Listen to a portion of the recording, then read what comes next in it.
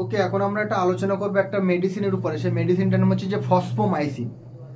So fosfomycin একটা medicine, সেই মেডিসিনটা কিভাবে আমরা ইউজ করি।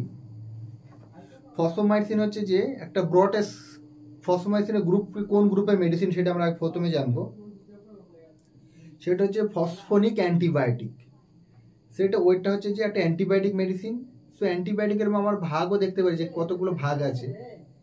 একটা হচ্ছে যে ব্রড স্পেকট্রাম অ্যান্টিবায়োটিক, একটা হচ্ছে narrow spectrum antibiotic. So broad spectrum antibiotic মানে যে অ্যান্টিবায়োটিকগুলো অ্যাট এ টাইমে অনেকগুলো ব্যাকটেরিয়াকে বা অনেক সংখ্যক ব্যাকটেরিয়াকে মেরে ফেলার ক্ষমতা রাখে, সেইটাকে আমরা বলি ব্রড স্পেকট্রাম অ্যান্টিবায়োটিক। আর একটা পার্ট হচ্ছে ন্যারো স্পেকট্রাম অ্যান্টিবায়োটিক, মানে যে অ্যান্টিবায়োটিকে ব্যাকটেরিয়াকে মেরে ফেলার ক্ষমতা কম আছে বা অনেকগুলোকে একসাথে মারতে পারে না, সেগুলো আমরা ন্যারো মানে ছোট। So narrow spectrum antibiotic. আরও একটা আছে যে ব্যাকটেরিয়াকে কিলিংয়ের মানে ব্যাকটেরিয়া মেরে ফেলার উপর ভিত্তি করে আবার অ্যান্টিবায়োটিক দুটো ভাগে ভাগ করা যায়। একটা হচ্ছে যে ব্যাকটেরিসাইডাল অ্যান্টিবায়োটিক আর ব্যাকটেরিয়াস্ট্যাটিক অ্যান্টিবায়োটিক। সো ব্যাকটেরিয়াসাইডাল মানে কি, যে অ্যান্টিবায়োটিকগুলো ব্যাকটেরিয়াকে পুরোপুরিভাবে মেরে ফেলে সেটাকে আমরা বলবো ব্যাকটেরিসাইডাল অ্যান্টিবায়োটিক। আর যে অ্যান্টিবায়োটিকগুলো ব্যাকটেরিয়াকে পুরোপুরি মেরে ফেলতে পারে না, শুধুমাত্র ব্যাকটেরিয়াকে প্রিভেন্ট করে রাখে, সেটাকে আমরা বলবো ব্যাকটেরিওস্ট্যাটিক অ্যান্টিবায়োটিক। সো আজকে আমাদের আলোচনার বিষয় যেটা ছিল সেটা হচ্ছে যে ফসফোমাইসিন। সো ফসফোমাইসিন কী ক্ষেত্রে ইউজ হয়? মেইনলি হচ্ছে যে কমপ্লিকেটেড ইউটিআই মানে ইউরিনারি ট্র্যাক্ট ইনফেকশন, তারপরে হচ্ছে যে স্কিন আর সফট টিস্যুর ইনফেকশনের ক্ষেত্রে ইউজ করা হয়, তারপর হচ্ছে যে রেসপিরেটরি ট্র্যাক্ট ইনফেকশন মানে কি upper respiratory tract infection, lower respiratory tract infection, এক্ষেত্রে ইউজ করা হয়। কিছু কিছু ক্ষেত্রে সফট টিস্যু ইঞ্জুরির ক্ষেত্রে বা সফট টিস্যু ইনফেকশন হলে সেক্ষেত্রে ব্যবহার করা হয়। সো আমরা যখন এই ফসফোমাইসিন ইঞ্জেকশনটি ইউজ করছি, সেটা কিভাবে ইউজ করলে সবচেয়ে কি ওর কাজটা ভালো হয় সেটা আমাদের জানার দরকার, যে আমরা কিভাবে এটা মেডিসিন ইউজ করব।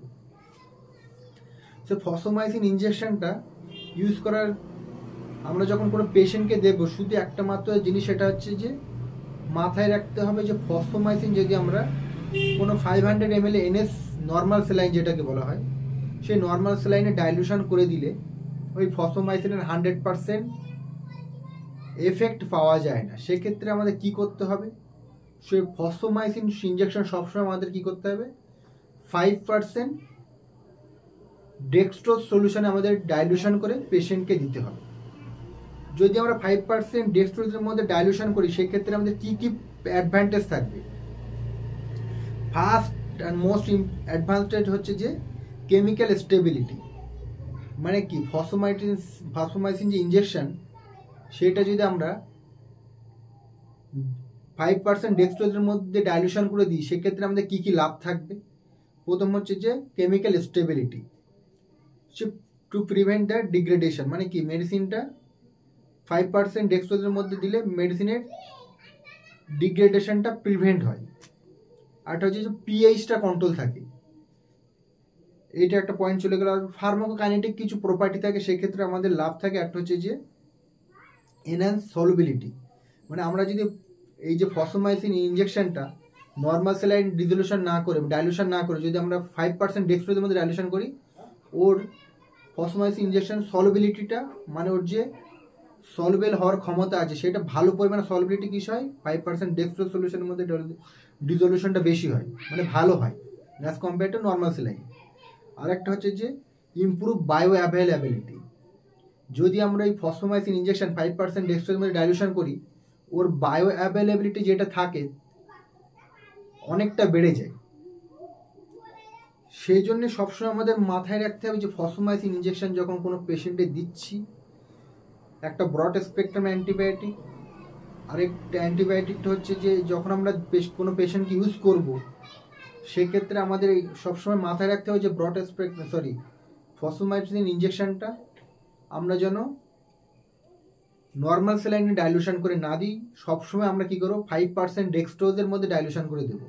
তো 5% ডেক্সট্রোজে ডাইলুশন করলে কি হবে, ওর যে এফিকেসিটা, ওর সলুবিলিটিটা, ওর বায়ো অ্যাবিলিটিটা, প্লাস ওর যে কাজ করার ক্ষমতাটা অনেকটা বেড়ে যাবে। সেক্ষেত্রে সবসময় আমরা কী করবো, ফসফোমাইসিন ইঞ্জেকশনটা যেটা কমপ্লিকেটেড ইউটিআর ক্ষেত্রে ইউজ করা হয়, কোনো রেসপিরেটরি ইনফেকশনের ক্ষেত্রে ব্যবহার করা হয়, সফট টিস্যু ইঞ্জুরির ক্ষেত্রে ব্যবহার করা হয়, বা সফট টিস্যু ইনফেকশন হয়ে গেলে, কমপ্লিকেটেড ইনফেকশন হয়ে গেলে তখনও ব্যবহার করা হয়। সো আমরা ব্যবহার করার সময় শুধু মাথায় একটুকু রাখতে হবে, যদি আমরা এই ফসফোমাইসিনের কাছ থেকে 100% অ্যাকশন নিতে চাই, আমরা মেডিসিনটা শুধুমাত্র ডাইলুশন করব কিসে, 5% ডেক্সট্রোজ সলিউশনে। আমরা যদি মেডিসিনটা যদি আমরা নর্মাল স্যালাইন ডাইলুশন করে পেশেন্টকে দিই, সেক্ষেত্রে কাজ হবে। 5% ডেক্সট্রোজ না করে, ডাইলুশন না করে যদি আমরা নর্মাল স্যালাইন ডাইলুশন করে দিই, সেক্ষেত্রে মেডিসিনটা কাজ হবে, বাট 100% এফেক্টিভ হবে না। মেডিসিনটা যদি আমাদের কোনো পেশেন্টকে যখন দিচ্ছি, তখন আমাদের টার্গেট থাকবে মেডিসিনের কাছ থেকে 100% অ্যাকশনটা নেওয়ার। যদি আমরা মেডিসিনের কাছ থেকে 100% অ্যাকশনটা নিতে চাই, আমরা শুধুমাত্র 5% ডেক্সট্রোজ সলিউশনের মধ্যে ফসফোমাইসিন ডাইলুশন করব, তারপরে পেশেন্টকে দেব। সো এইটাই ছিল আমাদের আজকের আলোচনার বিষয়, ইনজেকশন ফসফোমাইসিনের ডাইলুশনটা 5% ডেক্সট্রোজের মধ্যে ডাইলুশন করে দিলে পেশেন্টের